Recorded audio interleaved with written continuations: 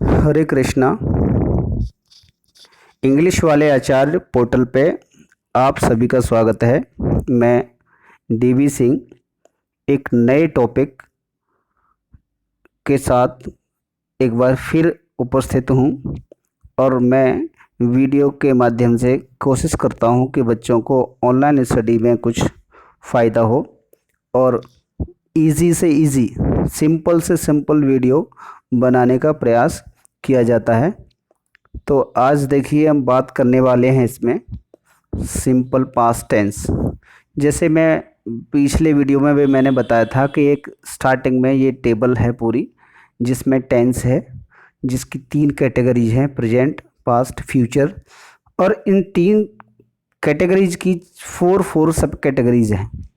Simple present, present continuous, present perfect, perfect continuous. तो इसी तरह से इन सारे जो future, simple future, future continuous, future perfect continuous, इसी तरह simple past, past continuous, past perfect, these all are 4 categories of these 3 parts. तो मैंने इस बार जो मैं शो करने वाला हूँ या एक्सप्लेन करने वाला हूँ, this is simple past, past indefinite. Fine. इस टेबल में मैं हर बार एक डिफरेंट कलर से आपको इंडिकेट करता हूँ कि किस पार्ट के बारे में हम जानकारी कर रहे हैं। तो देखिए आगे बढ़ते हैं।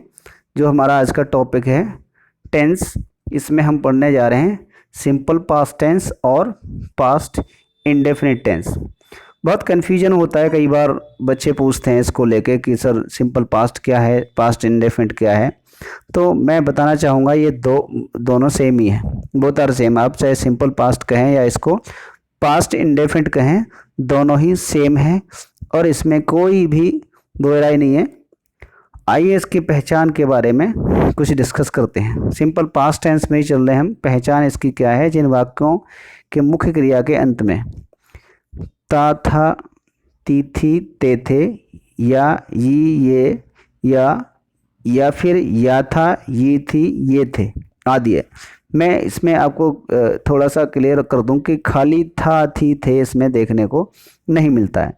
जैसे मैंने खाया था, या था, तुम रोए, ये, उसने पढ़ा था, है ना।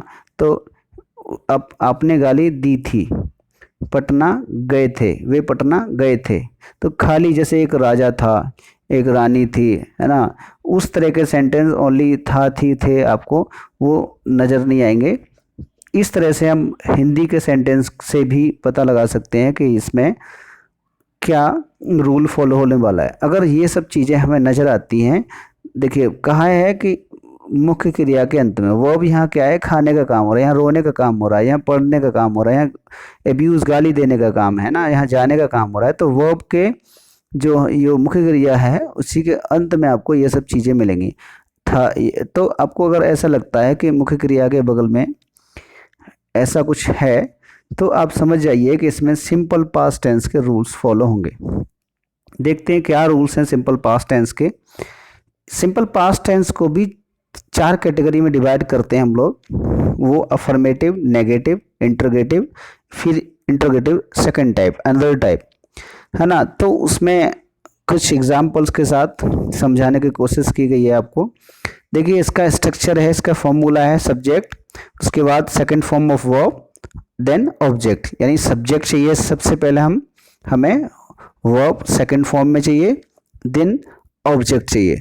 तो देखिए सब्जेक्ट इसका ही है, ही टुक टी। यहाँ टुक टेक की सेकंड फॉर्म है। टेक यहाँ पे फर्स्ट फॉर्म होता है, उसका सेकंड फॉर्म हमने टुक लिया हुआ है, क्योंकि जैसा फॉर्मूला कहता है, स्ट्रक्चर कहता है। उसके अलावा नेक्स्ट ऑब्जेक्ट टी, पूरा सेंटेंस बोलेंगे तो ही टुक टी, इस तरह से बनता है। कुछ नोट करके इंडिकेट किया है यहाँ पे। कह रहे हैं action started and completed in past, it happens always. Action always क्या होता है, स्टार्टेड इन पास्ट और कंप्लीटेड इन पास्ट, यानी पास्ट में स्टार्ट होता है और कंप्लीट भी पास्ट में हो जाता है। एक एग्जाम्पल और दे रखा है इसका, she read book last Sunday, यानी उसने लास्ट संडे बुक पढ़ी थी। फाइन। तो अब आप देख सकते हैं कि उसने लास्ट संडे उसी दिन बुक पढ़ी थी, उसी दिन फिनिश कर दिया, यानी उसने एक्शन तभी स्टार्ट किया संडे को, या संडे को ही फिनिश कर दिया। तो इस तरह से आप देख सकते हैं, ये बहुत इंपॉर्टेंट पॉइंट है कि इस तरह के सेंटेंस में, इस तरह के टेंसेस में क्या होता है कि एक्शन पास्ट में स्टार्ट होके पास्ट में ही फिनिश हो जाना होता है। तो देखिए पास्ट, प्रेजेंट, फ्यूचर को थोड़ा सा दर्शाया गया है। पास्ट जो अभी हम कोई भी काम कर रहे हैं, अभी चल रहे हैं, वो अभी का समय है। इससे पहले जो हुआ वो क्या था, पास्ट था, और आगे होने वाला फ्यूचर है। जैसे संडे की बात की, लास्ट संडे यानी अब से पहले का समय, तो दिस इज कॉल्ड पास्ट। अब देखिए एक कन्फ्यूजन यहाँ पे बच्चे काफ़ी कन्फ्यूज होते हैं, वर्ब सेकंड फॉर्म। इसके कुछ टेबल के थ्रू मैंने समझाने की कोशिश की है। यहाँ पे गो, वेंट, गॉन, यानी गो यहाँ पे बेस फॉर्म है, फर्स्ट फॉर्म कह सकते हैं, वेंट सेकंड फॉर्म है, और गॉन थर्ड फॉर्म है। तो इस बीच में जो दिए हुए जो वर्ड्स हैं, they are called second form of verb, and these all are called third form of verb, and this is called first form of verb. Fine, base form भी कह देते हैं। देखिए come, came, come, play, played, played, cut, cut, cut. कुछ ऐसे word भी होते हैं जिनकी सेम ही तीनों फॉर्म होती हैं, फ्लाई, फ्लू, फ्लॉन। अगर कोई पूछता है आपसे फ्लाई की सेकंड फॉर्म क्या है, तो क्या होगा, फ्लू। टेक, जैसे अभी सेंटेंस में था, टुक, टेकन, मेक, मेड, मेड। तो आप समझ गए होंगे कि मैंने यहाँ फर्स्ट फॉर्म, सेकंड फॉर्म और थर्ड फॉर्म, तीनों फॉर्म के बारे में बताया, तो आपको कंफ्यूज होने की ज़रूरत नहीं है दिस पार्ट। और मैं आपको एक बात और बता दूं कि ये second form of verb we use only in simple past और पास्ट इंडेफिनिट। इसके अलावा कहीं भी किसी भी टेंस में इस फॉर्म का यूज़ नहीं होता है। तो ये सेकंड फॉर्म आपको ऐसे भी याद रख सकते हैं आप, हमें केवल और केवल सिंपल पास्ट टेंस में ही यूज़ करनी है। देखिए एक टेबल मैंने पिछले उसमें भी दी थी, इसमें भी दे रखी है, पर इसमें कोई खासा यूज नहीं है। सब्जेक्ट को सिंगुलर प्लूरल इसमें देखना नहीं होता, क्योंकि इसमें ओनली एक हेल्पिंग वर्ब है डिड, उसी को हमें सिंगुलर प्लूरल के साथ लगाना होता है। लेकिन आप फिर भी अपनी जानकारी के लिए इससे पढ़ सकते हैं। फर्स्ट पर्सन आई और वी, सेकंड पर्सन यू होता है, थर्ड पर्सन यानी इन थ्री ऑफ देम, इन तीनों के अलावा क्या होता है, they all are third person. आइए नेक्स्ट आगे चलते हैं। कुछ एग्जाम्पल्स दे रखे हैं मैंने सिंपल पास्ट अफर्मेटिव के।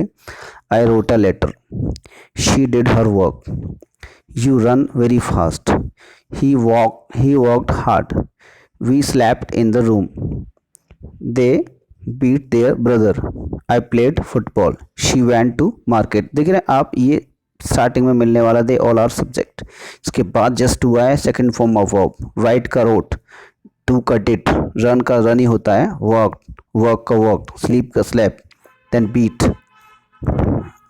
Played, went, they all are used as a second form of verb. Now negative, affirmative के बाद हम आते हैं नेगेटिव सेंटेंस, जिसका यूज देखिए कुछ ज़्यादा इसमें कठिन नहीं है। यहाँ पे हमने सब्जेक्ट के बाद डिड नॉट यूज़ किया है, और वर्ब का जैसे कि अभी अफर्मेटिव में सेकंड फॉर्म था, अब आ गया क्या, फर्स्ट फॉर्म। अभी सेकंड फॉर्म हमारे साथ ही है, वो कहीं गया नहीं है। आप देख सकते हैं डिड नॉट, डिड एक्चुअली में कोई वर्ड नहीं होता, डू होता है, डू का सेकंड फॉर्म डिड। तो हम इसीलिए यहाँ से मेन वर्ब से वो सेकंड फॉर्म हटा के हेल्पिंग वर्ब पे आ गई है। तो सब्जेक्ट चाहिए, डिड नॉट चाहिए, उसके बाद देन वर्ब का फर्स्ट फॉर्म लगाएंगे और देन ऑब्जेक्ट, हमारा टेंस बन जाएगा। तो I did not write a letter, मैंने एक पत्र नहीं लिखा था। फाइन, अब कुछ और बताया। देखिए यहाँ कन्फ्यूजन रहता है कि सब्जेक्ट सिंगुलर प्लूरल, जैसे अभी पिछले टेबल में था, तो चाहे सब्जेक्ट सिंगुलर हो चाहे प्लूरल हो, we will use only did not, only did not we will use if the subject singular, whether the subject is plural. Fine, देखिए कुछ एग्जाम्पल्स देख लेते हैं। I did not write a letter, कोई हमें देखना नहीं कि सब्जेक्ट प्लूरल है सिंगुलर।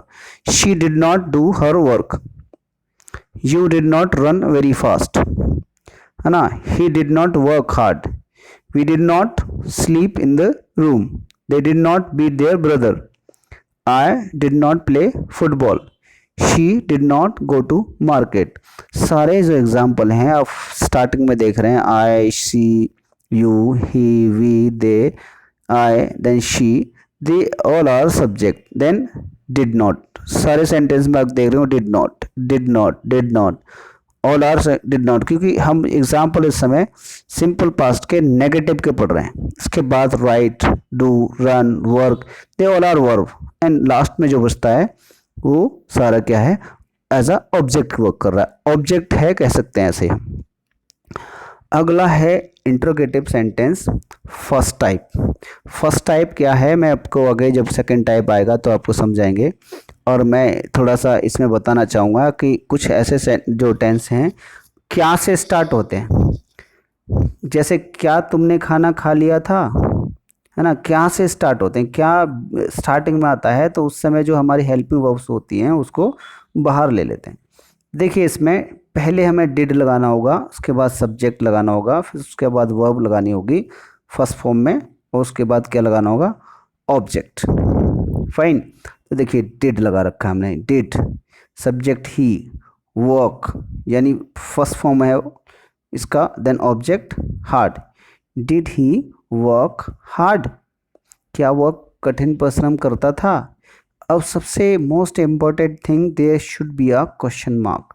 क्वेश्चन मार्क नहीं भूलना है बच्चे, नहीं तो हमारा जो टेंस है वो गलत हो सकता है। इंट्रोगेटिव जब भी होगा हम क्वेश्चन मार्क का यूज करेंगे ही करेंगे। देख लेते हैं कुछ एग्जांपल्स इसके भी हैं इसमें। Did she do her work, expression भी दिखना चाहिए फेस पे। Did she do her work, did you run very fast, क्या तुम बहुत तेज दौड़ते थे। Did you work hard, did we sleep in the room, did I write a letter. तो सारे एग्जाम्पल्स तो वही हैं, देखिए सारे क्या डिड से स्टार्ट हो रखे हैं, जैसा हमने अभी पीछे स्ट्रक्चर में पढ़ा था, वी आर नीडेड, क्या डिड इन द स्टार्टिंग। तो सारे देखिए सेंटेंस डिड से स्टार्ट हैं। ये फर्स्ट टाइप है जिसमें हम हेल्पिंग वर्ब को बाहर ले लेते हैं।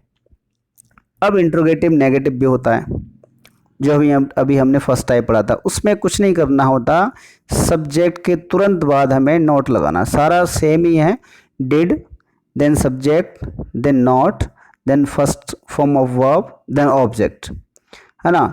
Did he not work hard, क्या उसने कठिन परिश्रम नहीं किया था। और most important thing, they should be क्या, question mark at the end of the tense.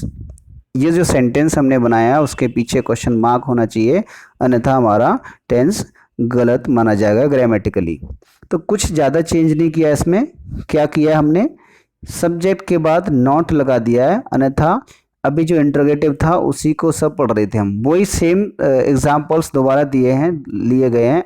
Did I not write a letter, क्या मैंने पत्र नहीं लिखा था। Did she not do her work, क्या उसने अपना काम नहीं किया था। Did you not run very fast, क्या तुम बहुत तेज नहीं दौड़े थे। Did he not work hard, क्या उसने कठिन परिश्रम नहीं किया था। Did we not sleep in the room, क्या हम इस रूम में नहीं सोए थे। तो आप देख सकते हैं सारे जो एग्जाम्पल्स हैं इंट्रोगेटिव नेगेटिव से ही रिलेटेड हैं। अब आता है इंट्रोगेटिव नेगेटिव सेकंड टाइप। देखिए सेकंड टाइप क्या है, उसमें थोड़ा सा अंतर है, सारा वही है। आप यहाँ से स्टार्ट करते हैं, देखते हैं तो डिड है, सब्जेक्ट है, वो फॉर्म वर्ब का फर्स्ट फॉर्म है, देन ऑब्जेक्ट है। ओनली क्या है नया, WH फैमिली क्वेश्चन वर्ड्स, यानी W या H से स्टार्ट होने वाले क्वेश्चन वर्ड्स को पहले यूज़ किया गया है। वो कैसे यूज़ किया गया है, वो क्या वर्ड होते हैं, आगे वाले स्लाइड में देखेंगे। देखिए एक बार स्ट्रक्चर देख लेते हैं कि पहले हम WH वर्ड्स को लगाएंगे, उसके बाद डिड लगाएंगे, देन सब्जेक्ट लगाएंगे, उसके बाद वर्ब का फर्स्ट फॉर्म लगाएंगे, और देन ऑब्जेक्ट। देखिए वाई WH फैमिली का वर्ड आ गया, उसके बाद डिड लगानी थी, डिड आ गया, देन क्या सब्जेक्ट ही, फिर verb work, then object hard. Why did he work hard, उसने कठिन परिश्रम क्यों किया था। और most important thing question mark at the end. Fine, देखिए थोड़े से यहाँ कन्फ्यूजन है, इसको क्लियर करते हैं। अगले WH फैमिली क्वेश्चन वर्ड्स, जैसा कि मैंने बताया था W या H से स्टार्ट होने वाले क्वेश्चन वर्ड्स, देखिए W या H से स्टार्ट होने वाले बहुत सारे वर्ड्स हो सकते हैं, किसी के नाम भी हो सकते हैं, है ना। यहाँ पे केवल ऐसे वर्ड हैं जो ओनली क्वेश्चन करते हैं। What, where, when, why, which, whom, how, whose, they all are called WH family question words. इसके अलावा भी कुछ हो सकते हैं, सारे मैंने यहाँ पे नहीं दिए हैं। तो और भी कुछ ऐसे वर्ड हैं मैं बता रहा था जिनका मतलब क्वेश्चन से नहीं है। जैसे एक वर्ड है ऑनेस्टी, एच से स्टार्ट होता है लेकिन क्वेश्चन वर्ड नहीं है। फाइन, किसी का नाम भी हो सकता है। तो हनी, मान लीजिए किसी का नाम है, वो किसी का नाम है, उससे कोई क्वेश्चन वर्ड नहीं है। तो इस तरह के जो वर्ड हैं उनको हम क्वेश्चन वर्ड या WH फैमिली क्वेश्चन वर्ड्स के नाम से कहते हैं। अपना अपना तरीका है, कोई कुछ और भी कह सकता है। तो इसके कुछ एग्जांपल्स देख लेते हैं। Why did I write a letter. Fine, WH family word ये है। देन हेल्पिंग वर्ब यूज़ की है, subject I, then verb, then a letter object. When did she do her work? How did you run very fast? Why did he work hard? Where did we study? They all are second type of interrogative. Fine. इसका negative भी हो सकता है, हम इसके आगे देखेंगे। Interrogative, negative, second type. कुछ खास अंतर नहीं इसमें, WH फैमिली क्वेश्चन वर्ड्स वही रहेंगे। देन डिड होगा, सब्जेक्ट होगा, बस अंतर इतना है, सब्जेक्ट के जस्ट तो बाद, after subject we will use not. Fine, not के बाद वर्ब का फर्स्ट फॉर्म आना ही है, देन ऑब्जेक्ट। उन्हीं एग्जाम्पल्स को हमने दोबारा दोहराया है। Why did I not write a letter, मैंने एक पत्र क्यों नहीं लिखा था। When did she not do her work, उसने अपना काम क्यों नहीं किया था। How did you not run very fast? Fine. Why did he not work hard? Where did we not sleep in the room? They all sentences are past indefinite or simple past और interrogative negative second type. Fine, तो देखिए एक कोशिश थी पूरे tense को describe करने की। मैं ये तो नहीं कहता कि सबसे अच्छा मेरा ही वीडियो है, हो सकता है कि इससे भी बहुत बहुत अच्छे हैं, मैंने तो जस्ट शुरू किया है। और लास्ट में एक मैं सबसे रिक्वेस्ट करता हूँ, लाइक करें, कमेंट करें या सब्सक्राइब करें। वो इसलिए कि इसमें देखिए आप ऐसा ना समझें कि इस चैनल के माध्यम से यूट्यूब चैनल बनाया है, मेरा उद्देश्य पैसा कमाना है, वो सब कुछ नहीं है। मेरा उद्देश्य है केवल बच्चों तक स्टडी मटेरियल पहुंचाना, और उसका जो भी मेरे पास है किसी को तो फ़ायदा हो। फाइन। और इसके अलावा एक दूसरा उद्देश्य ये है लाइक और कमेंट कराने का, कि आपके लाइक्स और कमेंट मिलते हैं तो मेरा भी हौसला बढ़ता है। मान लीजिए मैंने वीडियो डाला, किसी ने देखा ही नहीं, एक भी कमेंट लाइक नहीं आया, तो मैं भी डीमोटिवेट हो जाऊंगा। तो मेरा मकसद इतना ही है, लाइक और कमेंट मिलते हैं तो मुझे भी अच्छा लगता है और मेरा भी हौसला बढ़ता है। जब मैं अच्छा करूँगा तो, या मेरा हौसला बढ़ेगा तो हो सकता है इससे अच्छा मटेरियल आपको ढूंढ ढूंढ के बना के दूं। काफ़ी समय लगता है एक वीडियो को, एक दो या 3 दिन तक भी लग जाते हैं सोचने में। तो हालांकि कुछ प्रॉब्लम भी हो सकती है, आपको कोई प्रॉब्लम है तो कमेंट बॉक्स में आप लिख सकते हैं। इसके अलावा डिस्क्रिप्शन बॉक्स में मैंने अपनी मेल आईडी भी शेयर की है, आप मुझे मेल भी कर सकते हैं। आप, उम्मीद करता हूँ आपकी प्रॉब्लम को सॉल्व करूँगा। Thank you so much.